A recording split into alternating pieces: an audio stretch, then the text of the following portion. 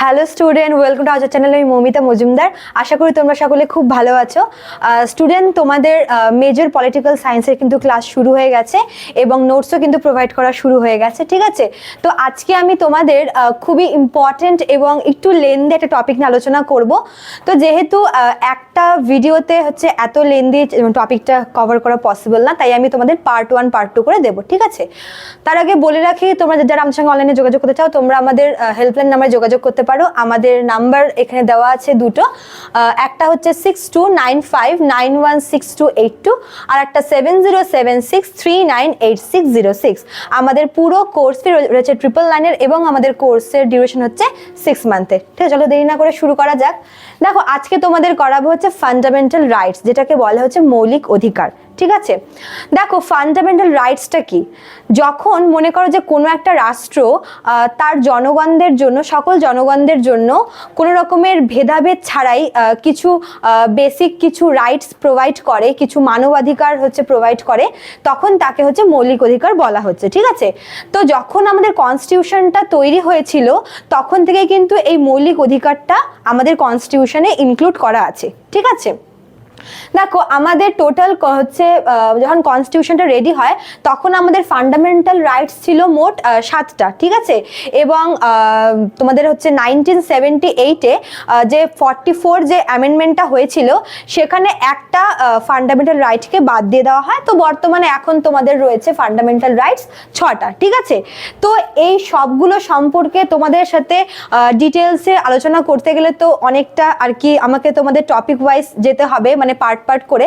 তো আজকে শুধুমাত্র আমরা 1 নাম্বার রাইটসটা সম্পর্কে, ঠিক আছে, রাইট টু ইকুয়ালিটি, এটা নিয়ে আলোচনা করব, ঠিক আছে? রাইট টু ইকুয়ালিটি বা যেটাকে বলে হচ্ছে সাম্যের অধিকার, ঠিক আছে? দেখো, মৌলিক অধিকারের ব্যাপারে কয়েকটা কথা বলে নিই। মৌলিক অধিকার হচ্ছে আমাদের দেশের নাগরিকদের জন্য প্রদত্ত মানে কনস্টিটিউশন দ্বারা প্রদত্ত কিছু অধিকার। এই মৌলিক অধিকারের ধারণাটা নেওয়া হয়েছে ইউএস এর কনস্টিটিউশন থেকে। আর এই মৌলিক অধিকারগুলি হচ্ছে মানে জাস্টিসেবল, ঠিক আছে? মানে যদি মনে করো যে কোনো নাগরিক যদি মনে করে যে তার মৌলিক অধিকার কোনো কারণে খর্ব করা হচ্ছে, বা সে যেই রাইটসগুলো তার প্রাপ্য সে সেগুলো পাচ্ছে না, তখন কিন্তু সে সুপ্রিম কোর্ট অথবা হাইকোর্টে দ্বারস্থ হতে পারে, ঠিক আছে? তো মৌলিক অধিকার হচ্ছে জাস্টিসেবল। আর একটা ইম্পর্টেন্ট পয়েন্ট হচ্ছে, মনে করো যে যদি এই মৌলিক অধিকারগুলি চেঞ্জ করার কোনো ব্যাপার থাকে, তো এক্ষেত্রে এই চেঞ্জ করার ব্যাপারটা মানে দায়িত্বে থাকে হচ্ছে আমাদের পার্লামেন্ট, ঠিক আছে? পার্লামেন্টের দায়িত্ব থাকে আমাদের এই মৌলিক অধিকারগুলি যদি মনে করো যে কোনো রকমের চেঞ্জেস আনতে হয়, সেক্ষেত্রে ধরো তোমার কোনো অ্যামেন্ডমেন্ট করতে হলো, বা কিছু বাদ দেওয়ার ব্যাপার থাকলে, বা কিছু অ্যাড করার ব্যাপার থাকলে, তো এই পুরো ব্যাপারটা দেখে হচ্ছে পার্লামেন্ট। তবে এক্ষেত্রে একটা ব্যাপার মনে রাখতে হবে যে এই যে অধিকারগুলো রয়েছে, এটার যে বেসিক স্ট্রাকচারটা, ঠিক আছে, সেটাকে কোনো রকম সেটাকে চেঞ্জ না করে কিন্তু এক্সট্রা কিছু অ্যাড করা যাবে, মানে বেসিক যে কাঠামোটা সেটাকে কোনো রকম ভাবে চেঞ্জ করা যাবে না। আর একটা ব্যাপার হচ্ছে, যখন আমাদের এমার্জেন্সি আসে, দেখো আমাদের টোটাল 3টা এমার্জেন্সি আছে। একটা তোমাদের ন্যাশনাল এমার্জেন্সি, আর একটা স্টেট এমার্জেন্সি, আর একটা হচ্ছে ফাইন্যান্সিয়াল এমার্জেন্সি। তো যখন এই এমার্জেন্সিগুলো আসে, জরুরি অবস্থা আসে, তখন কিন্তু আমাদের এই ফান্ডামেন্টাল রাইটসগুলি কিন্তু হচ্ছে সাসপেন্ড থাকে, হ্যাঁ, শুধুমাত্র 20 আর 21 নাম্বারটা বাদ দিয়ে। কেননা ওগুলো হচ্ছে তোমার মানে মানুষের যে পার্সোনাল আর কি প্রাইভেসির রাইটস, তো ওগুলো ব্যতীত বাকি সমস্ত অধিকারগুলো কিন্তু সাসপেন্ড করা থাকে হচ্ছে যখন আমাদের এমার্জেন্সি আসে, ঠিক আছে? তো এই কটা পয়েন্ট তোমাদের মনে রাখতে হবে মৌলিক অধিকারের ব্যাপারে। তো চলো আজকে মেন টপিকে যাই। তো আজকে তোমাদের রাইট টু ইকুয়ালিটি নিয়ে আলোচনা করব, অর্থাৎ সাম্যের অধিকার, ঠিক আছে? দেখো, আমাদের ফান্ডামেন্টাল রাইটসটা হচ্ছে 12 থেকে 35 নম্বর আর্টিকেলের মধ্যে দেওয়া আছে, ঠিক আছে? তো আজকে রাইট টু ইকুয়ালিটি ব্যাপারটা তোমাদের দেওয়া আছে কনস্টিটিউশনের 14 থেকে 18 নম্বর আর্টিকেলে। মানে তোমাদের এই 14 থেকে 18 নম্বর আর্টিকেলের ব্যাপারে সম্পূর্ণটা ভালো করে জানতে হবে। আর এই আর্টিকেলগুলোর মধ্যে দেওয়া আছে রাইট টু ইকুয়ালিটি। যদি আমরা 14 নম্বর আর্টিকেলটা দেখি, ঠিক আছে, 14 নম্বর আর্টিকেলে দেওয়া আছে যে আইনের চোখে সবাই এক, ঠিক আছে, যেটাকে বলে ইকুয়ালিটি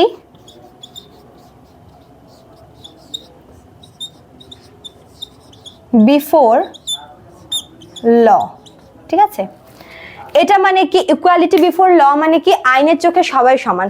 দেখো আমাদের ভারতীয় ভূখণ্ডে যত আর কি জনগণ রয়েছে, ঠিক আছে, বিভিন্ন কাস্ট থেকে, বিভিন্ন হচ্ছে তোমার ধর্মের লোক বাস করে, বিভিন্ন বর্ণের লোক বাস করে, জাতির লোক বাস করে। তো এই আর্টিকেলটায় বলা হয়েছে যে আইনের কাছে কোনো রকমের ভেদভাব ছাড়া প্রত্যেকে সমান, ঠিক আছে, মানে আইন প্রত্যেকের জন্য মানে প্রত্যেকে সেম ভাবে ট্রিট করবে, ঠিক আছে। তো এটা হচ্ছে 14 নম্বর আর্টিকেলে বলা হয়েছে ইকুয়ালিটি বিফোর ল, যে আইনের চোখে সবাই সমান, কেউ উঁচু বা কেউ নিচু না। আইনের চোখে যদি কেউ অপরাধী হয়, সে যত বড়ই বা যে কোনো ক্লাস থেকে বিলং করুক না কেন, মানে সবার ক্ষেত্রে কিন্তু আইন হচ্ছে সেম। এটা বলা হচ্ছে আর্টিকেল নাম্বার 14-তে। আচ্ছা, নেক্সট হচ্ছে তোমার আর্টিকেল নাম্বার 15 বলা হয়েছে যে এই যে ডিসক্রিমিনেশন, ঠিক আছে, এই মনে করো তোমার জাতি, ধর্ম, বর্ণ নির্বিশেষে সকলের মধ্যে যে ভেদভাবটা, ঠিক আছে, সেটাকে হচ্ছে নিষিদ্ধ করার কথা। তো এটা হচ্ছে অ্যাবলিশন অফ ডিসক্রিমিনেশন।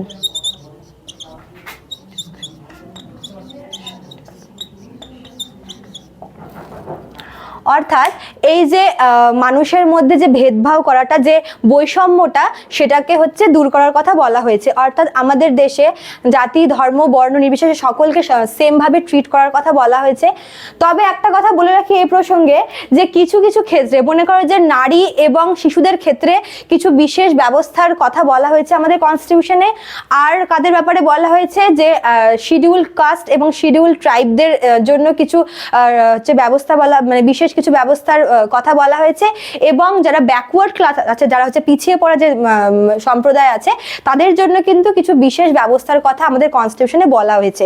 তো এই যে আর্টিকেলটা অ্যাবলিশন অফ ডিসক্রিমিনেশন বা হচ্ছে এই ভেদাভেদের ব্যাপারটা, এটা হচ্ছে সব জায়গায় প্রযোজ্য, কিন্তু শুধুমাত্র মানে নারী আর হচ্ছে শিশু এবং ব্যাকওয়ার্ড ক্লাস এবং শিডিউল ট্রাইব আর শিডিউল কাস্টদের মানে এই কয়জন ব্যতীত বাকি সবার ক্ষেত্রে হচ্ছে এই আর্টিকেলটা কিন্তু লাগু হচ্ছে, ঠিক আছে।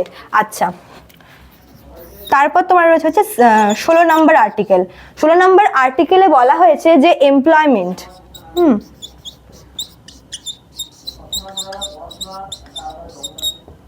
যে সরকারি চাকরির ক্ষেত্রে, ঠিক আছে, সরকারি চাকরির ক্ষেত্রে সবাইকে সমানভাবে সুযোগ দেওয়া হবে, এটা বলা হয়েছে 16 নম্বর আর্টিকেলে। তবে একটা ব্যাপার এখানে বলতেই হবে, যে হচ্ছে পিছিয়ে পড়া সম্প্রদায়ের জন্য এবং তপশিল জাতি এবং ট্রাইবালদের জন্য কিন্তু কিছু রিজার্ভেশনের ব্যবস্থাও আছে, যেটা হচ্ছে আমরা প্রত্যেকেই জানি। তো এটা বাদ দিয়ে বাকি সকলের ক্ষেত্রে, চাকরির ক্ষেত্রে, সরকারি চাকরির ক্ষেত্রে সবাইকে সমানভাবে কিন্তু মানে দেখা হচ্ছে এবং সবাইকে সমান সুযোগ দেওয়া হবে, এটা বলা হয়েছে 16 নম্বর আর্টিকেলে, ঠিক আছে। আচ্ছা, তারপরে রয়েছে 17 নম্বর আর্টিকেল। এখানে বলা হয়েছে অ্যাবলিশন অফ আনটাচেবিলিটি।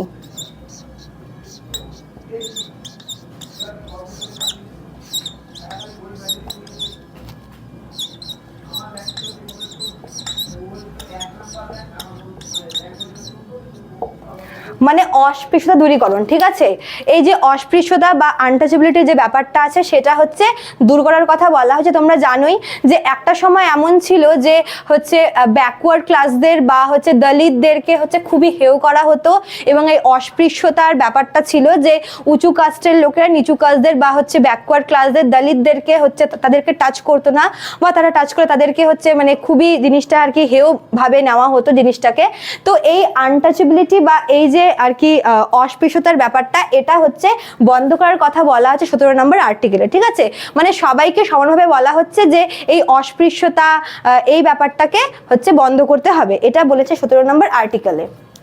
আর এই পোর্শনের লাস্ট 18 নম্বর আর্টিকেল, যেখানে বলা হয়েছে যে টাইটেল,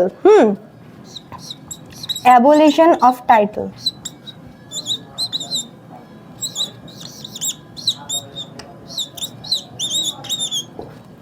পেনের এটা প্রবলেম হচ্ছে। আচ্ছা, টাইটেল মানে বিভিন্ন খেতাবগুলি, ঠিক আছে, যে মানে তারা হচ্ছে মানে দেশের জনগণ কোনো রকমের কোনো খেতাব বা টাইটেল ব্যবহার করতে পারবে না। তারা যে সমস্ত মনে করে যে জাতীয় খেতাব, মনে করে যে পদ্মশ্রী বা ভারতরত্ন বা যে কোনো জাতীয় খেতাব তারা হচ্ছে মানে ইউজ করতে পারবে না, ঠিক আছে।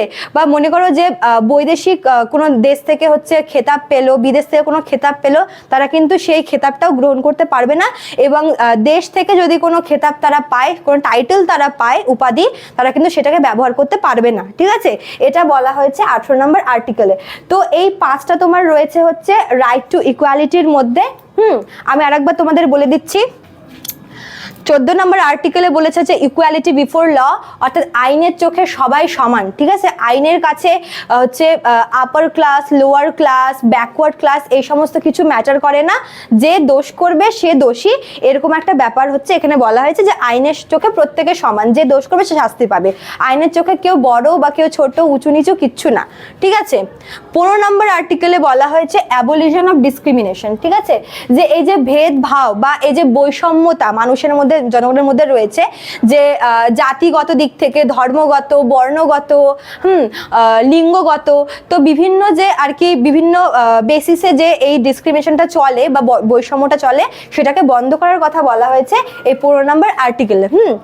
16 নম্বর আর্টিকেলে বলা হচ্ছে যে এমপ্লয়মেন্ট, সরকারি চাকরিতে হচ্ছে নিয়োগের ক্ষেত্রে, এমপ্লয়মেন্টের ক্ষেত্রে কিন্তু সকলকে সমান সুযোগ দেওয়া হবে, এটা বলা হয়েছে 16 নম্বর আর্টিকেল, যে সরকারি চাকরির ক্ষেত্রে সকলকে সমান অধিকার দেওয়া হবে। তবে ব্যাকওয়ার্ড ক্লাসদের জন্য কিছু এক্সট্রা কিছু ফেসিলিটি রয়েছে, রিজার্ভেশন রয়েছে, সেটাও কিন্তু এর সাথে বলা রয়েছে, ঠিক আছে।